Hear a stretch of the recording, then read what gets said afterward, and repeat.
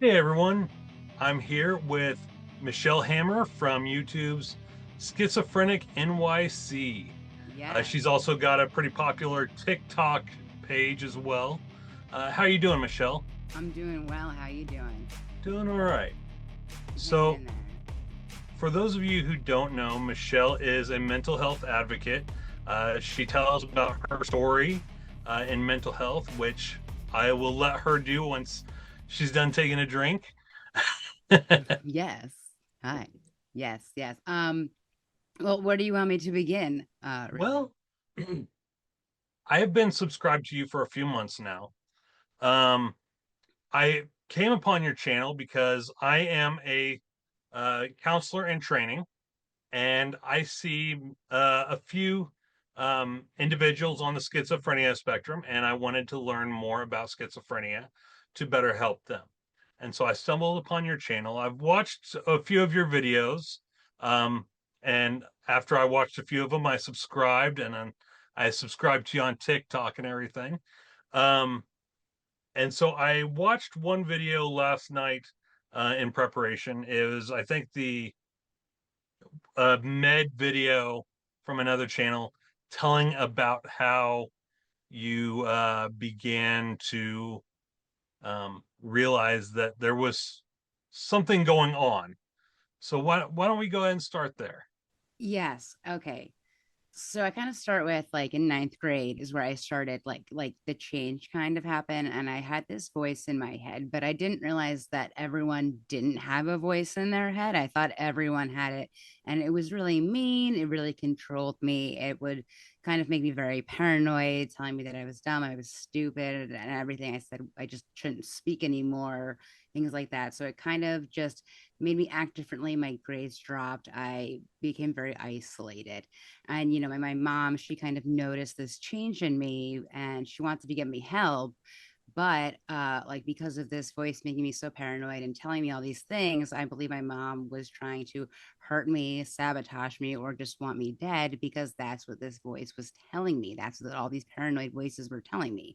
And I did not realize that not everybody had these voices. I did not know that it was me. I didn't know that this was a problem. I didn't really learn about mental illness or schizophrenia in school. I had a very limited education of it. So I never knew that it was not normal to feel this way. So I go to college when I'm 18. I think I'm free of my mom and everything's going to be fine, because I was convinced that she was the problem. And then everything's fine for like a month or so. And then all of a sudden, those same voices were talking about my roommate the same way they used to talk about my mom. And that's when it clicked, because I was like, this doesn't make any sense anymore. Why would I be having those same exact thoughts about my mom, about my roommate, that I had about my mom? And that's when it was like, oh my God, she was right the whole time. There is something not right. And I should get some help, because this doesn't make any sense.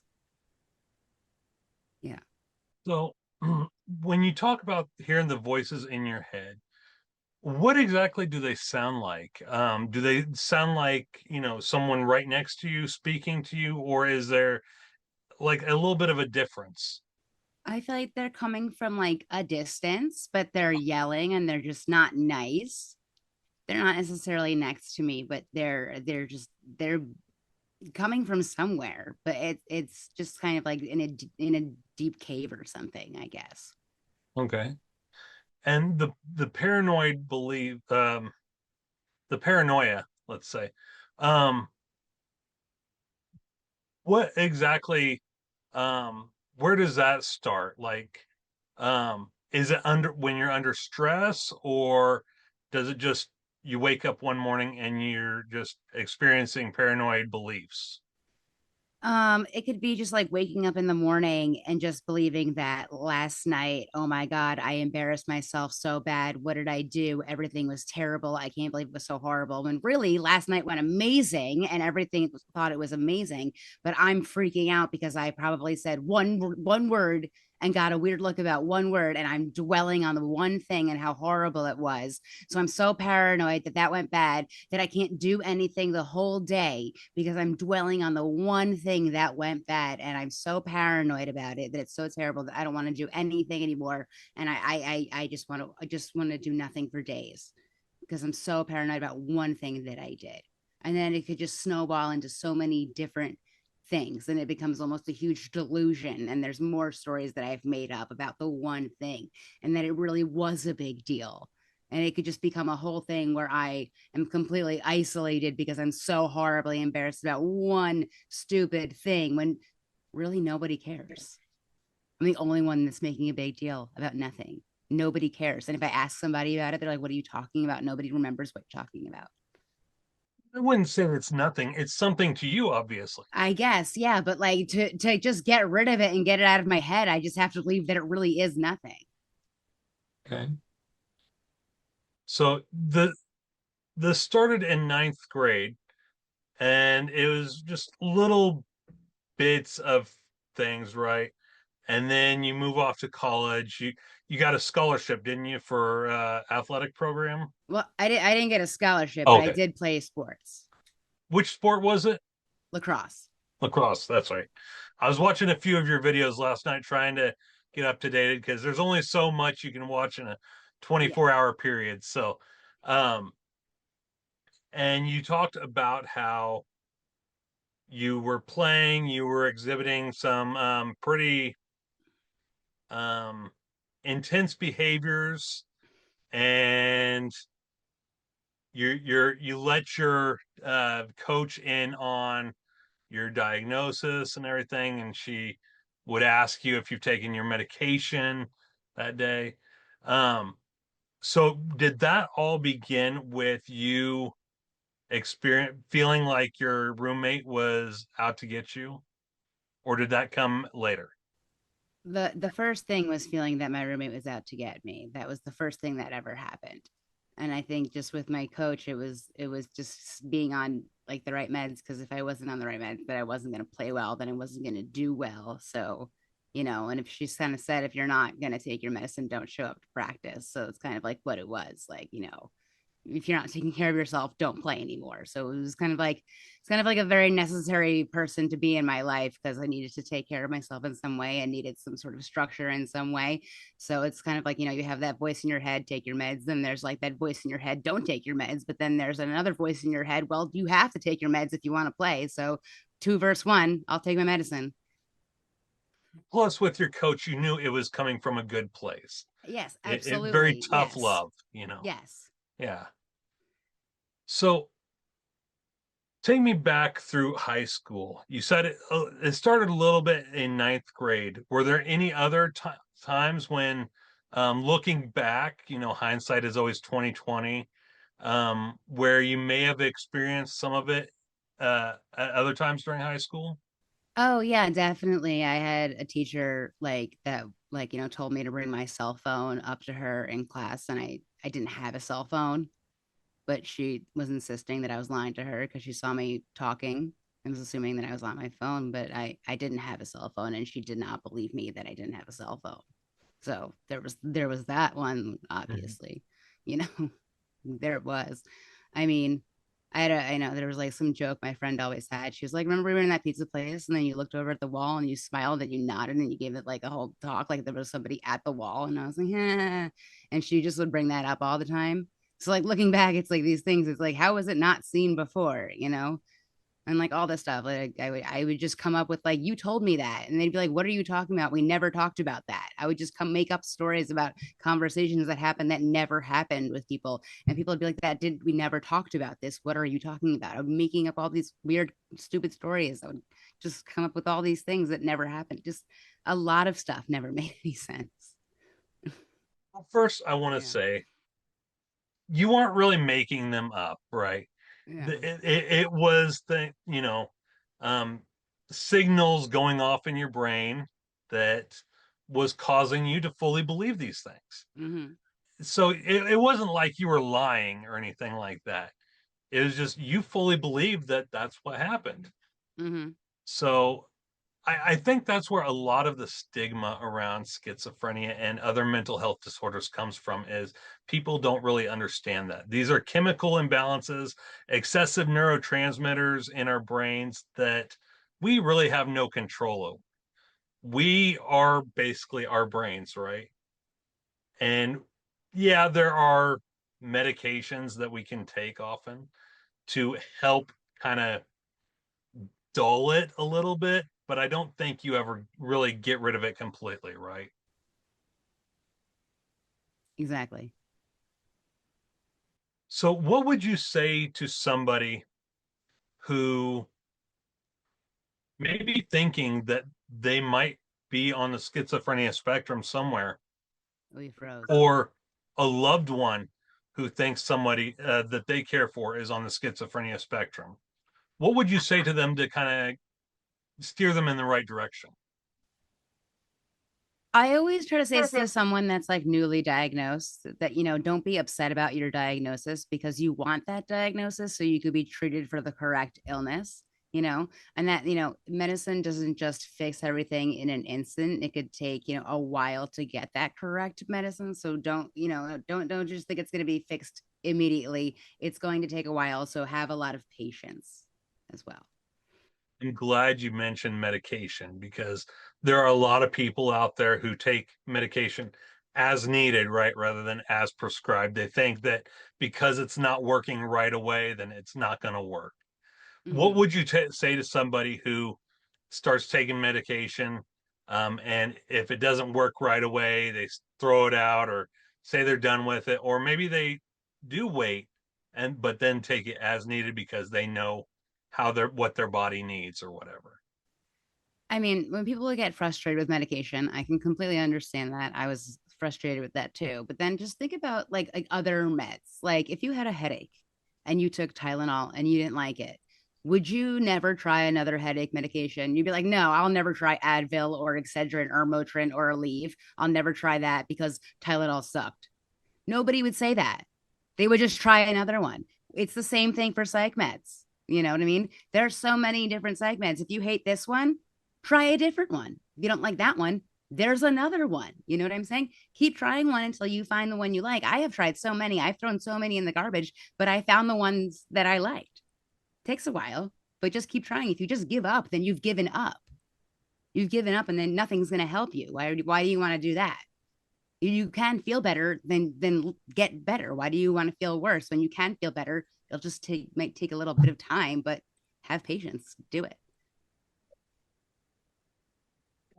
Um, so I've been wondering about something else with visual hallucinations. Like you said, you were talking to a wall at the pizza place, like there's somebody actually there.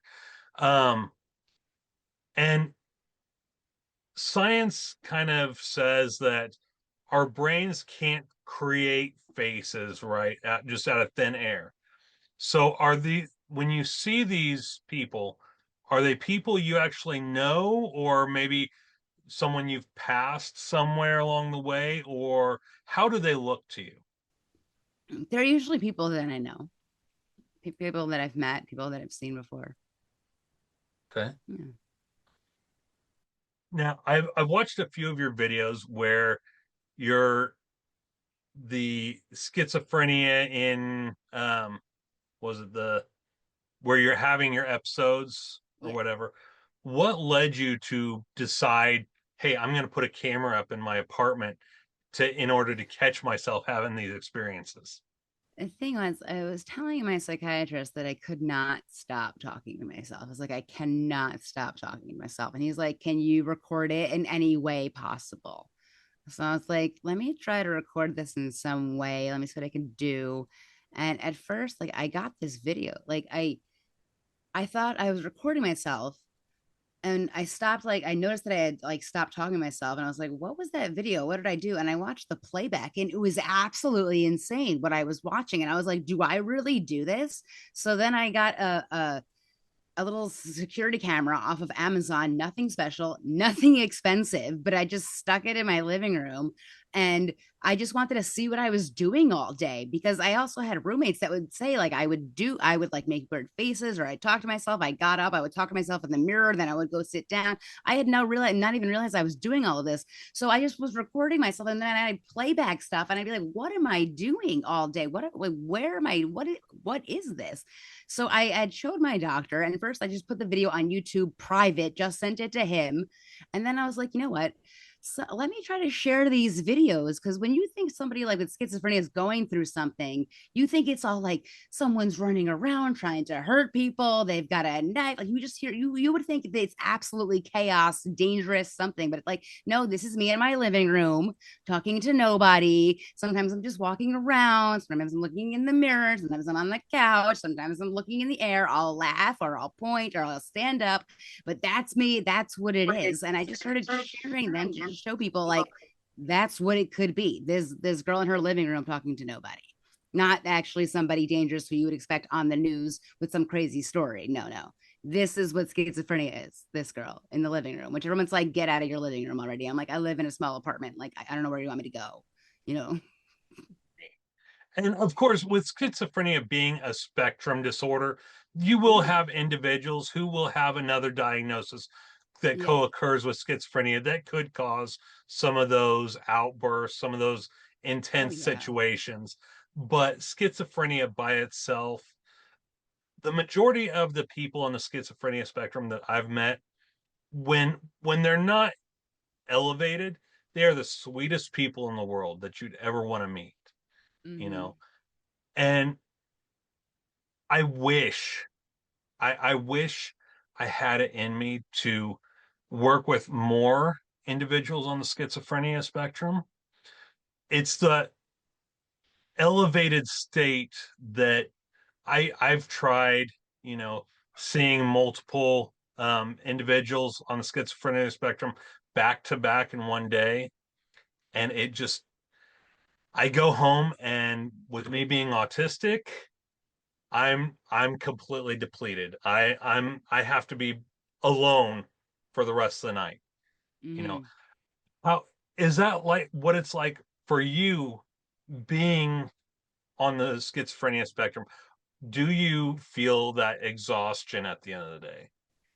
I mean, I don't feel too exhausted at the end of the day. I mean, I take my medicine when I need it. I get things done when I need to get them done. But I do procrastinate a lot. Like, I was going to clean this room. It's still not clean, and I was going to clean it a month ago.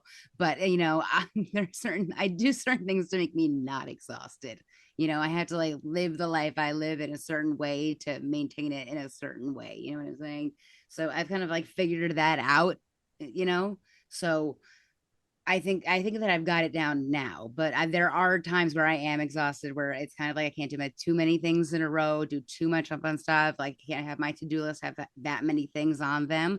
But if I kind of just figured out how to live for myself now. I think that's the best way to do it, is figure out how to live your best life and how you can handle it. Right. Yeah. So, what are some of your coping mechanisms for whenever you do feel that, not just the exhaustion, but when you feel elevated? I mean, sometimes I could just start like drawing on a piece of paper, or I could just start watching like just YouTube videos, just anything that I know is going to calm down, like play with my dog or something, take a walk around the block. Nothing really that special. Very simple things, just help by just being what they are. Like, it's also like very New York City. Like, if I'm really like overstimulated, go outside. There's always going to be people walking around doing stuff. So if I need like any action, just go outside. There's something happening. I could get on the subway and I can end up somewhere in like Times Square where there's going to be zillions of people. But if I want to be alone, I could just be alone in my apartment as well. I kind of have like best of both worlds, Right. busy or quiet. Yeah. I live in the Midwest, and Yeah. every time I mention where I'm from in Illinois, people are like, oh, you live in Chicago. No, I live about 3 hours south of Chicago in the middle of nowhere. So I can't really hop on a subway or an L train or anything and go anywhere. I'm pretty much stuck in this small town. Yeah. Not that I would really want to be in a big city. I get very overstimulated. The few times I've been to Chicago is enough for me. So Gotcha. I went there twice, but I didn't see that much of it. Yeah. what's your favorite site in New York? I don't, I mean, I've been hanging out in Washington Square Park. It's been fun down there. I have a bunch of friends who hang out there. That's been a cool spot. But I mean, that's just for now. Who knows? It And switches that's over where you sell a time. lot of your merch, right? Well, I go to Union Square for that. Okay. It's a different square. There's a lot of squares. Everything, a lot of things end in square. Actually, that's Right. you know what I mean. But yeah, Union Square is where I've been selling things, and that's a funny park. You never know what's going on. There's protests all the time, so you never know what's happening. One time there was a protest, but everybody was speaking Spanish, and I'm like, this could be so much more effective if I knew what they were saying. But Right. go them, you know. So I was like, okay. But I mean, it's funny there because one time I'm popping up and then I just see my uncle walk by, and I was like, Robert, what are you doing here? And he's like, oh, I didn't know you were gonna be here today. You know, it's like, hey. So I run into a lot of friends there. Yeah, it's fun. That's a fun place. so speaking of your friends and family, Yeah. when you revealed to the people in your life who are important to you that you're on the schizophrenia spectrum, what was their initial reaction? Most of them already knew. My family, maybe they didn't know. My friends, they all knew. And I know you shared a story about one person in college who didn't really have the best reaction when you revealed that to a friend group. She just kind of eyeballed you all night. Um, Yeah, that was would you like to share that story? right. Yeah, that was I was taking a class in the city, and I think I guess I had told him like the last day or something of like why, especially when I was always wearing like a "Don't Be Paranoid" shirt, and then like for that rest of the whole night, I was just getting eyeballed and stared at the entire night by some girl who was really the funniest person. So it was really weird that it was coming from her, but I was like, okay, why do I keep getting stared at? This is really annoying. Okay, but that was the last time I ever had to see her, so it was fine with me. Yeah. When people do, like, new people or maybe people that you known for a while, whatever, when you do reveal to them that you're on the spectrum, um, do they treat you any different? Like, do they start to kind of talk to you in a softer, more childlike voice? I found that with a lot of individuals with different mental health disorders, diagnoses, disabilities, that maybe unintentionally people almost begin to speak to them on more of a um, almost kindergarten type level, like a kindergarten teacher would. Do you ever experience that? I don't think I really do because I don't talk like a child, you know. I Right. think they would meet me first and then be like, you know, they're not going to talk to me that way because I don't act that way. Right. Has anyone ever um, maybe downplayed what you could do in life because of your diagnosis? Um, I don't think so. No, not really. I don't think so. So you mentioned that you went to college and you were on the lacrosse team and everything. What did you major in college? Oh, I majored in graphic and web design. Graphic and web design, Yeah. which takes us into your merch. You want to tell us a little bit about your merch? Yes, I have a brand, Schizophrenic.NYC, mental health and clothing lifestyle brand. And that's how I started all of my advocacy. Make shirts with like funky versions of the Rorschach tests. I make shirts that say like, don't be paranoid, you look great, or it's not a delusion, you're incredible, or like define normal, I'm mentally ill and I don't kill, or just fun stuff. And I pop up on the streets of New York City and I meet all kinds of people. It's very fun, very interesting. You never know who you're going to meet. And just like last time I popped up, who walked right in front of my table? Alec Baldwin. Oh, hey. Nice. I said, hey, how are you? He nodded at me. That's it. He didn't buy anything. Too bad. He looked a little bit. He just gave it a just gazed at it and walked on away. I was like, okay. Well, but whatever works. whatever works, Alec Baldwin. Wasn't I've got interested. your store pulled up right now. I was looking Yeah. at it a little bit yesterday, Yeah. and I knew there were some things that I really like. I'm gonna have to order some of the bracelets because I love bracelets. Do it up. Yeah, I got the bracelet, the Don't Be Paranoid. You look great bracelet. I'm wearing two of them. I wear like two all the time. I've got a stop bullying bracelet and an Yeah. autism acceptance bracelet. Nice. Nice. I would really like to order one of the Define Normal t-shirts, but you Nice. don't carry them in my size.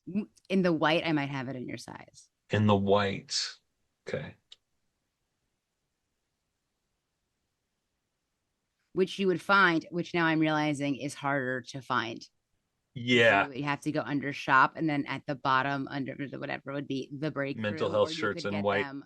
Okay. Yeah, that's a new thing I just added was the shirts in white because they're a print on demand service that I just entered where I was just going to start making more shirts in like white versions where that are just print on demand through the other company drop ship down to just be able to do that easier so I can make more without having to print them myself.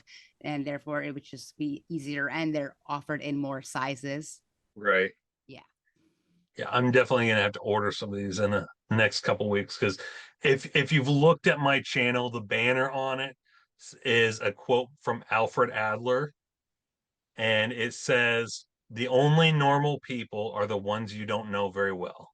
Mm-hmm. And that really defines my life. I've always been asked, "Why can't you be normal?"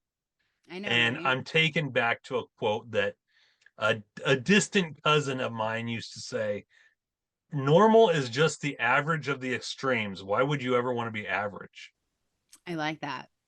Why be average? Exactly. Why be average? I don't want to be average. Exactly. Why Nobody would wants to be anybody? average. Maybe my test scores are average, like in high school. Right. That's the only thing. That's the only thing that's average about me, my test scores. Yeah. My SATs, I think, were average. My SATs were average. Oh, my That's my what I'll test say. my test scores were below average in high school.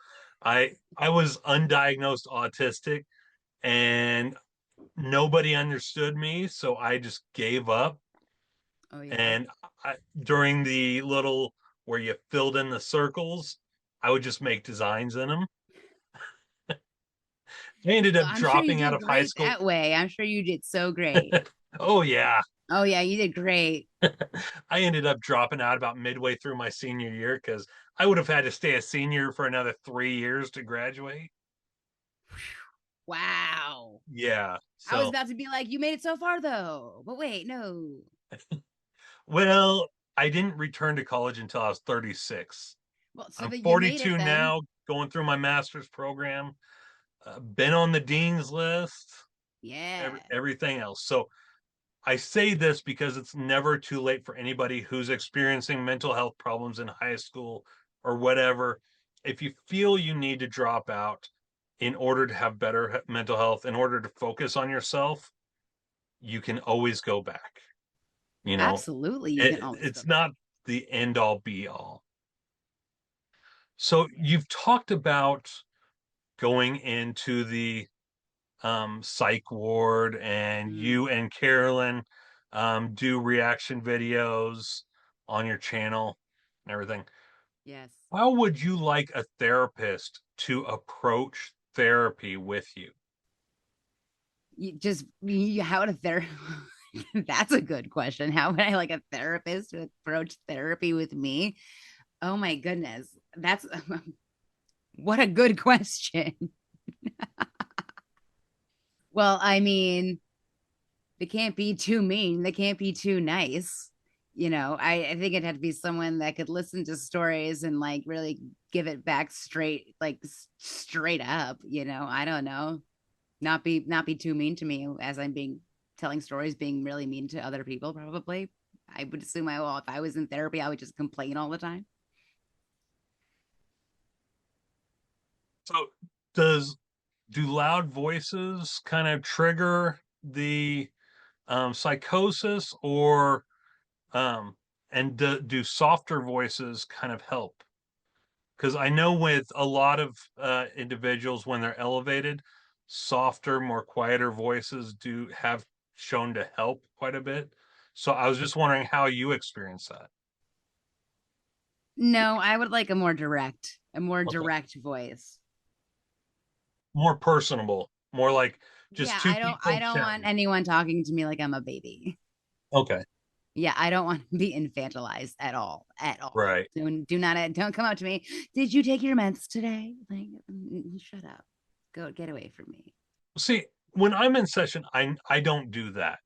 I just I'm naturally a loud talker. I have a very booming voice. Yes. So when I'm in session, especially with individuals who tend to get elevated rather easily, I will bring it down almost like an ASMR voice type deal Hmm. and talk to them very quietly, but in a normal tone. I'm not going to talk down on them or anything like that. Hmm. So yeah, that's how I handle it. I And see. I've had some people tell me that they prefer that. Um, so I was just I didn't know how you would take something like that. So Yeah. I don't know. I never really thought about it. okay. I never really thought about it that much. So on your channel, you mentioned that people say that individuals on the schizophrenia spectrum have trauma in their past, and you've said that you don't really have much trauma. Um, would care to expand upon that? Like, because in psychology, we talk about big T traumas, little T traumas. The big T traumas are like sexual abuse, violence, stuff like that, whereas little T traumas could be someone screaming at you or getting a spanking as a kid, stuff like that. Then everyone has a trauma. Who doesn't have a trauma? Right. I think everyone can say they have a trauma. So then I don't know what's considered trauma and what's not a trauma. Right. Yeah. And see, for those of us on the autism spectrum, it's all big T trauma. It can all, if someone's screaming at me, I shut down. Yeah. So I didn't know if you experienced stuff like that the same way, because, at one point, autism was considered a schizophrenia spectrum, part of the Really. schizophrenia spectrum. It was considered a trait of schizophrenia. So I didn't know how you experience trauma and if you'd like to expand upon that at all.